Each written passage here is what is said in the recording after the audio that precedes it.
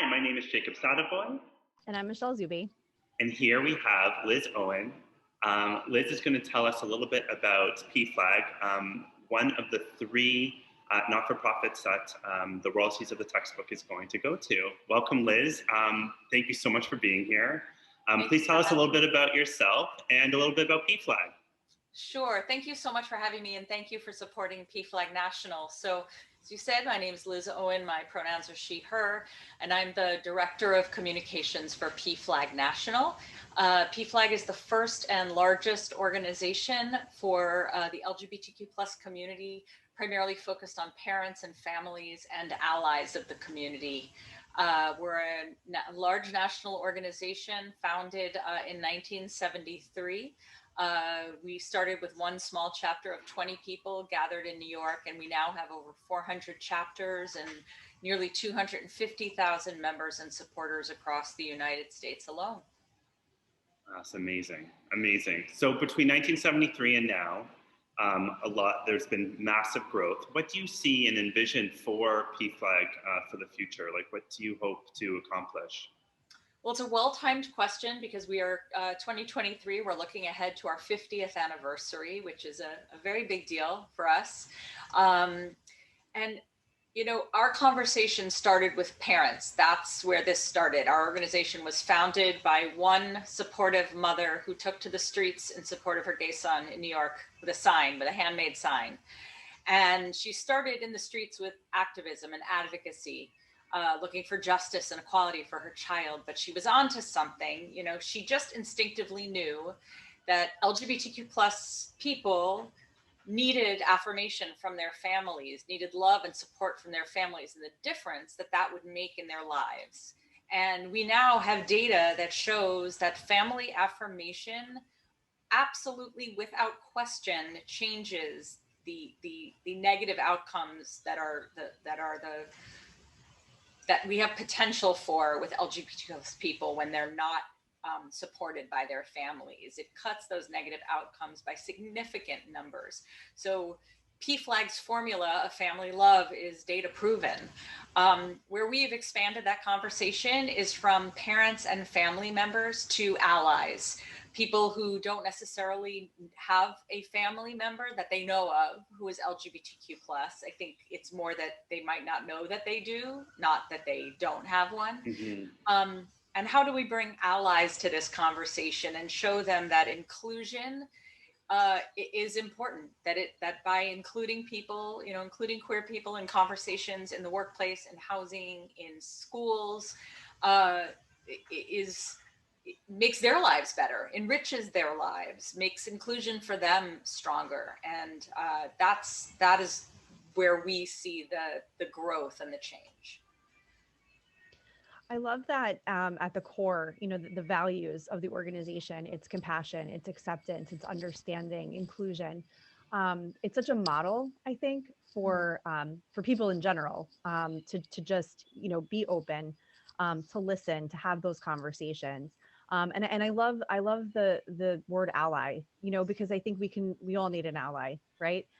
Whether, you know, whatever minority group we might fit into or whatever demographic we might fit into, we all need allies. What are some things that you have found, like through the work of the organization, that maybe you know, people can do to be more compassionate or to be an ally? Like, you said that there's a formula that you have that's data proven, which we're behavior analysts and we love our data. But like, are there any tips for people that you would like to share? Sure. So, I mean, I think, you know, there is one thing I love about, there are many things I love about PFLAG. One of the things I love about PFLAG is ally is not an identity. Being an ally is based in action. However, there is no action too small to show that you can be an ally to someone, right? Simply making space for someone to bring their whole self into a place is being an ally, right?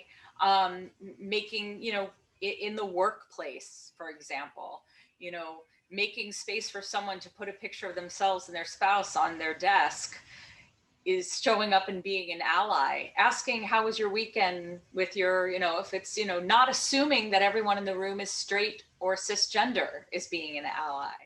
And then of course, for teachers, right, especially right now in this virtual world where everybody's online, simply having a rainbow sticker or something that shows you're an ally on your backdrop in a Zoom or a Google Classroom tells students when they're seeing you on screen, this is a person who is recognizing that someone like me exists in the world and that they are a person I can trust and go to. It can be that small and that simple, but I will tell you that even the smallest amount of visibility can feel huge when someone is used to walking into a space and not being, not just not accepted, but not being visible.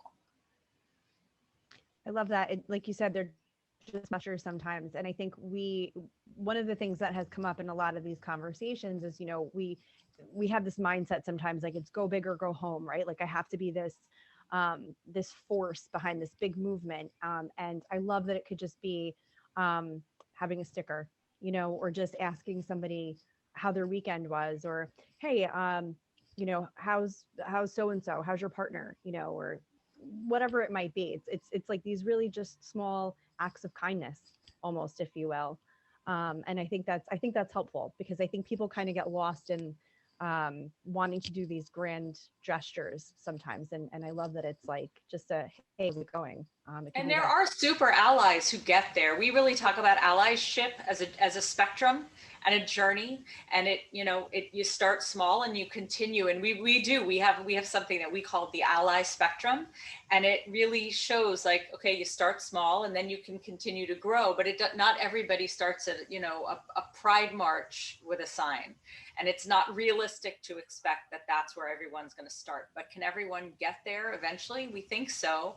But what are the first, what does the beginning look like? We're really invested in making sure we get people to the start of the yellow brick road so they can start walking it. I think that's fantastic. And I imagine there are people that have a harder time doing it based on their histories, based on their preconceived notions, and just some of the feelings that they grew up with or that they've learned in their past. What are some ways that you can help somebody along who has negative feelings, negative emotions towards the LGBTQ community?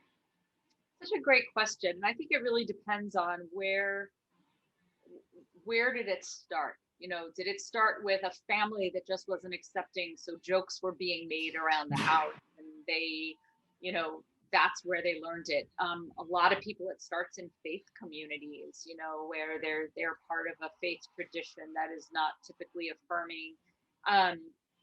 And learning more about the lived realities of people who are LGBTQ plus is a great place to start. And it's one of the reasons, coming out for people who are queer, coming out is important.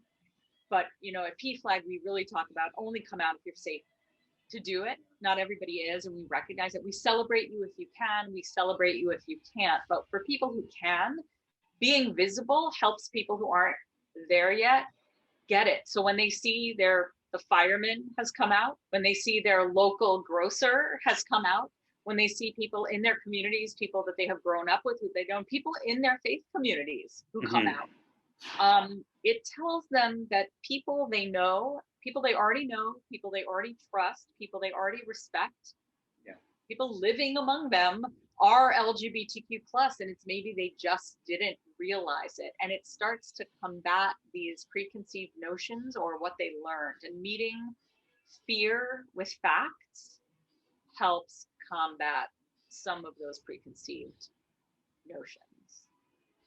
It's fantastic. It's so invaluable. And I love the fact that, I guess you have no choice, but you have to accept everybody from where they are. And know that you can help get them to where they're able to ideally be more loving, be more accepting, be more aware of just different identities, different values, just being different. I think that's one of the really beautiful things about PFLAG and what Jean Manford, our founder, really hit on was the importance of parents and families and allies to the conversation of inclusion, equality, and justice. Because self-advocacy, of course, is critical, right? Nothing about us without us. That is a phrase that started in the disability movement, and it's such a powerful statement, yeah. Right? But we bring that here. So we center people, you know, who are LGBTQ plus. However, there's something very powerful about one parent saying to another parent, I just want for my child what you want for your child. I want them to be happy. I want them to be healthy. I want them to be in a meaningful relationship if that's what they want. I want them to hold a job and be productive. I want them to have children if that's what they want.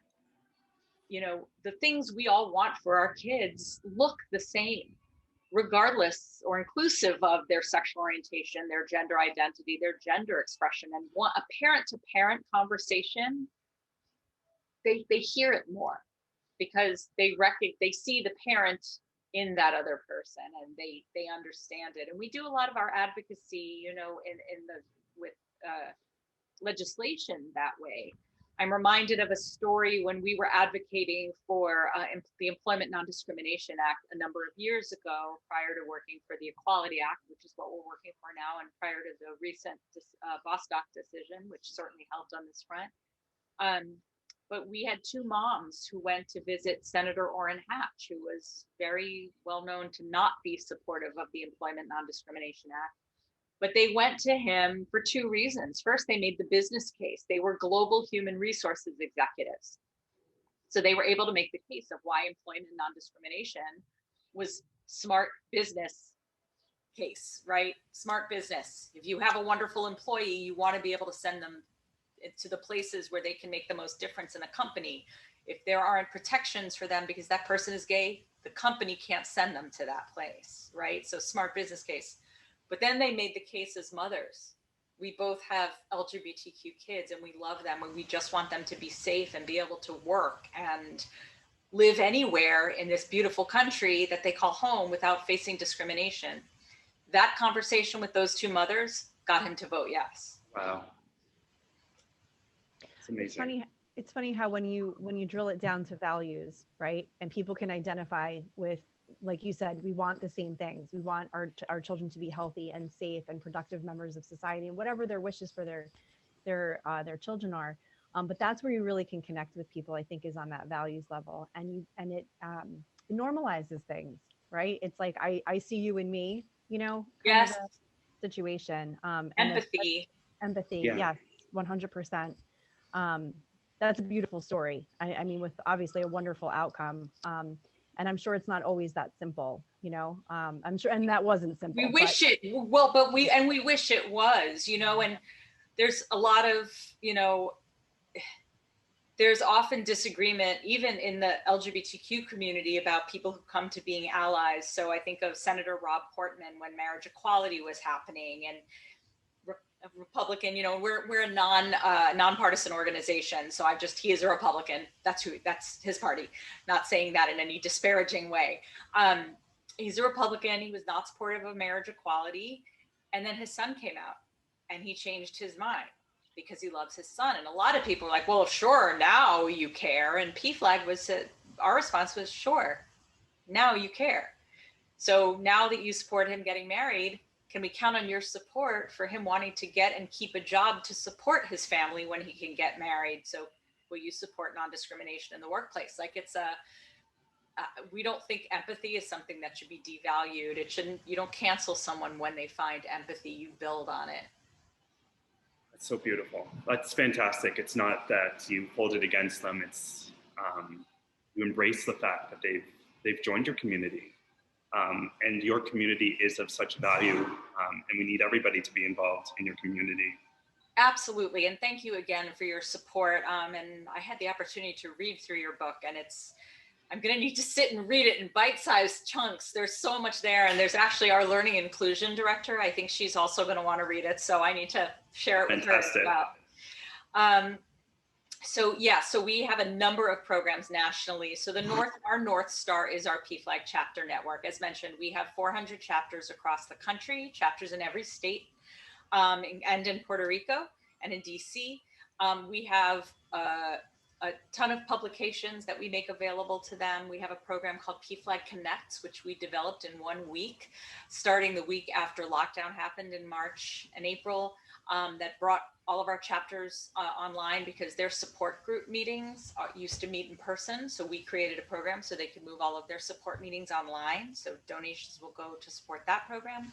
PFLAG Academy Online, which is a monthly learning program, which is a webinar series that our learning and inclusion team develops to support, that's, available to our members. So all of these, of course, we have a national convention every year, our advocacy and policy program, where we're out advocating for federal, state, and local legislation. It will go to support all of those programs. So big difference. That's fantastic. And again, the community that you're creating, and that hopefully you're going to engulf more of the population through your efforts, because there is such value in just kind of engaging in kind of compassion for everybody. And I think that's so helpful. The message is just so helpful for everybody to hear. And I love and appreciate how by creating kind of wholesome, loving environments in the home, so many differences, so many potential problems can be alleviated by just focusing on, like what Michelle was saying, those shared values. Absolutely. Yeah, it really is. Like you said, we love our data, but it all starts with loving and affirming families. That's the sweet spot. Thank you so much for your time, and thank you so much for your work. We're honored to be, I guess, partnering in a way. We are partners, and I love it. Thank you so much for including us. It really means a great deal. Thank you. Oh, you're very welcome.